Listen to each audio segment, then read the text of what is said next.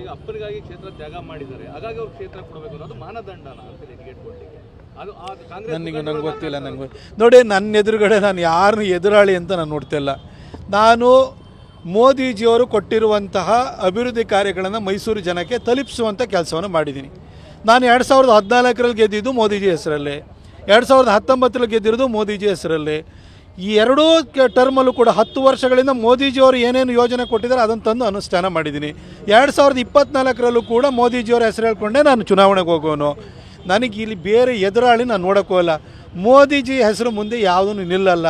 ಅದು ಮೈಸೂರು ಕೊಡಗಿನ ಜನ 2 ಸರಿ ಉತ್ತರ ಕೊಟ್ಟಿದ್ರೆ 3ನೇ ಸರಿ ಅದೇ ಉತ್ತರ ಕೊಡ್ತಾರೆ. ಈಗ ಒಂದು ಕಡೆ ಕುಮಾರಸ್ವಾಮಿ ಅವರು ಬೆಂಬಲ ಕೇಳಿದೆ ಅಂದರೆ ಮತ್ತೊಂದು ಕಡೆ ಜೆಡಿಎಸ್ ಸಹ ಕ್ಷೇತ್ರಕ್ಕಾಗಿ ಪಟ್ಟಿದೆ ಅನ್ನೋದು ಕಾಂಗ್ರೆಸ್ ನಾಯಕರುಗಳು ಹೇಳ್ತಾ ಇರುವಂಥದ್ದು. ಕಾಂಗ್ರೆಸ್ನವ್ರಿಗೆ ಫಸ್ಟ್ ಅವ್ರ ಕ್ಯಾಂಡಿಡೇಟ್ ಯಾರು ಅಂತ ಘೋಷಣೆ ಮಾಡೋಕ್ಕೆ ಕೇಳಿ, ಊರಿನ ಮುಸಾಬರಿ ಅವ್ರಿಗೆ ಯಾಕೆ?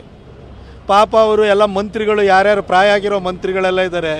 10 ಜನ ಮಂತ್ರಿಗಳನ್ನ ಇಳಿಸ್ತೀರಿ ಅಂತ ಮಂತ್ರಿಗಳೆಲ್ಲ ಚಳಿ ಜ್ವರ ಬಂದು ಕೂತ್ಕೊಂಡಿದ್ದಾರೆ. ಅವ್ರಿಗೆ ಕ್ಯಾಂಡಿಡೇಟ್ ಸಿಗ್ತಾ ಇಲ್ಲ. ಅವ್ರ ಪರಿಸ್ಥಿತಿ ನೋಡಿ, 136 ಸೀಟ್ ಗೆದ್ಬಿಟ್ಟಿದ್ದೀವಿ ಅಂತೇಳಿ ಹೇಳಿ ತಮಟೆ ಹೊಡಿತಾ ಇದ್ದಾರೆ. ಆದರೆ ಅವ್ರಿಗೆ ಕ್ಯಾಂಡಿಡೇಟ್ಸ್ ಇಲ್ಲ. ಅವ್ರು ಯಾರು ಕ್ಯಾಂಡಿಡೇಟ್ಸ್ ಹಂಗಾರೆ? ಮೈಸೂರಿಗೆ ಯಾರು ಅವ್ರ ಕ್ಯಾಂಡಿಡೇಟು? ಚಾಮರಾಜನಗರಕ್ಕೆ ಅವ್ರ ಕ್ಯಾಂಡಿಡೇಟ್ ಯಾರು? ಮಂಡ್ಯಕ್ಕೆ ಅವ್ರ ಕ್ಯಾಂಡಿಡೇಟ್ ಯಾರು? ಯಾರು ಕ್ಯಾಂಡಿಡೇಟೇ ಇಲ್ಲ. ಮಂತ್ರಿಗಳನ್ನು ನಿಲ್ಲಿಸಬೇಕಾದಂಥ ದೈನೈಶ್ಯ ಸ್ಥಿತಿ ಬಂದೋಗಿದೆ.